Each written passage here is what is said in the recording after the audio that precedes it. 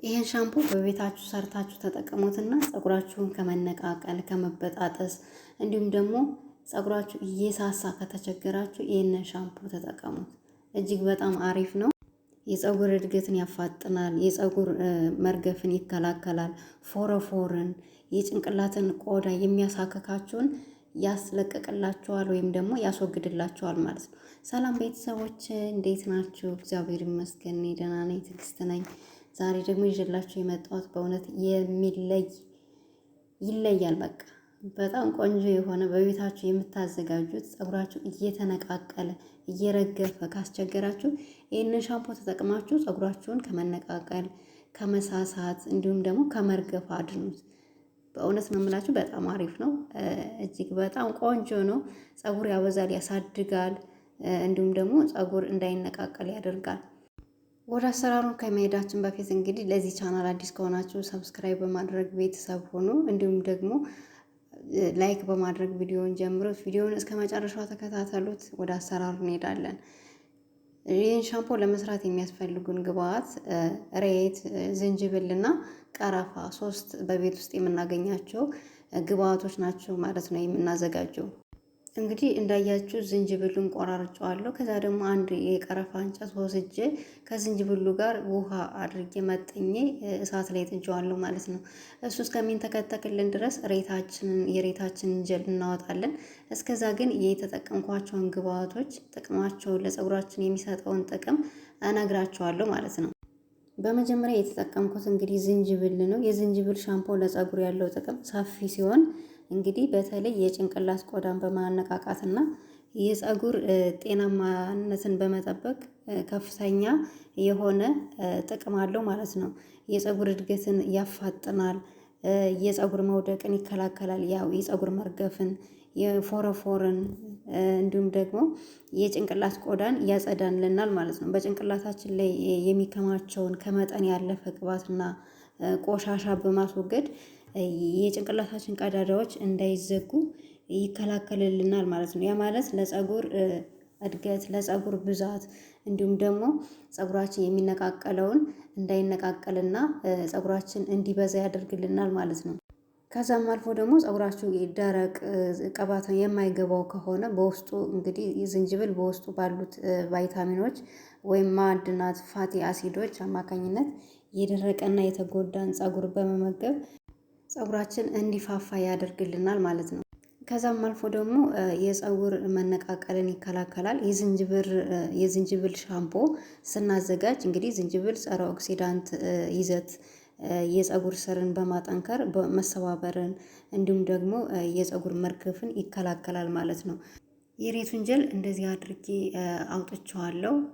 ከዛ በኋላ ዝንጅብሉን የጣድነውን ውሃ ጨምረን የጣድነውን ዝንጅብልና ቀረፋ ውሃውን ብቻ እናጠለዋለን ማለት ነው። ከ20 እስከ 25 ደቂቃ ታንተከትኩትና ከዛ ታወርዱታላችሁ። ካወረዳችሁት በኋላ ምንድነው የምታደርጉት?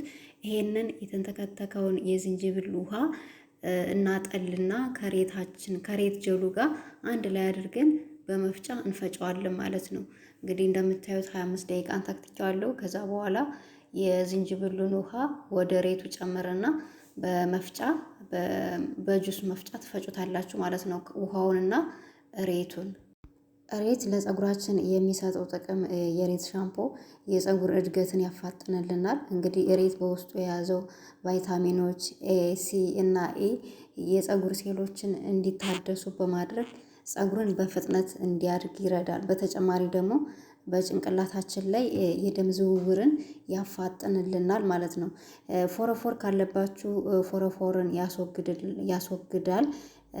የጭንቅላት ቆዳ መድረቅ ወይም መላጥ ማሳከክ ካለባችሁ ይሄንን የሬት ሻምፖ በመጠቀም ጸረ ፈንገስ የሆነውንና ጸረ ባክቴሪያ ባህሪያት ያለውን የጭንቅላታችንን ቆዳ ጤናማ ሆኖ ወይም ደግሞ ጤናው ተጠብቆ እንዲቆይልን ያደርግልናል ማለት ነው። ሌላው የሬት ሻምፖ ለፀጉራችን የሚሰጠው ጥቅም ጥልቅ እርጥበትን ይሰጥልናል ማለት ነው። ፀጉር እንዳይደርቅ እንዳይሰባበር ይከላከልልናል። ተፈጥሯዊ እርጥበትን ጠብቆ እንዲቆይ ያደርግልናል እና ለስላሳና አንጸባራቂ የፀጉር ዛላ እንዲኖረን ያደርገዋል ማለት ነው።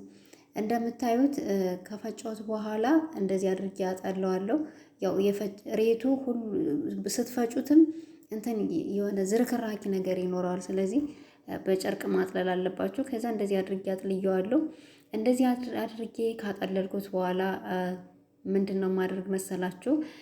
እኔ ዛሬ የማሳያችሁ ይሄ የምታዩት ሳሙና የዘይት ዘይቱን ሳሙና ነው። የዘይት ዘይቱን ንጹህ ኦርጋኒክ የሆነ የዘይት ዘይቱን ሳሙና ነው። በጣም ቆንጆ ነው።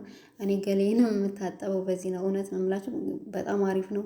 ገላዬንም ፀጉሬንም የምታጠበው በዚህ ነው። ወይ በዶብ ሳሙና ነው ወይ ደግሞ በዚህ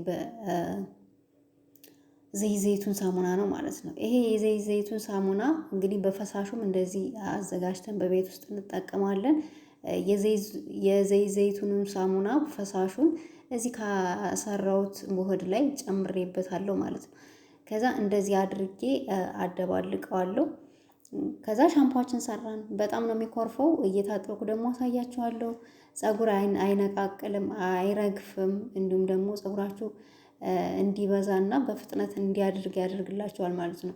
የዘይት ዘይቱን ሳሙና ለፀጉራችን ያለው ጥቅም ልንገራችሁ። የዘይት ዘይቱን ሳሙና እንግዲህ ለፀጉራችን ያለው ጥቅም እጅግ በጣም ከፍተኛ ነው። ከተፈጥሮ የወይራ ዘይት የሚዘጋጅ ስለሆነ ምንም አይነት ኬሚካል የለውም። ምንም አይነት ኬሚካል ስለሌለውም ፀጉርና የጭንቅላታችን ቆዳ በንጹህና በተፈጥሯዊ መንገድ ለመንከባከብ ይረዳናል ማለት ነው። ይሄንን የዘይት ዘይቱን ሳሙና በነገራችን ላይ እኛ በቤታችን ነው የምናዘጋጀው። ፍሬውን ለቅመን እዚሁ በማሽን እንትን ተብሎ ነው የሚዘጋጀው እና ምንም የሚጨመርበት ነገር የለውም። በጣም አሪፍ ነው።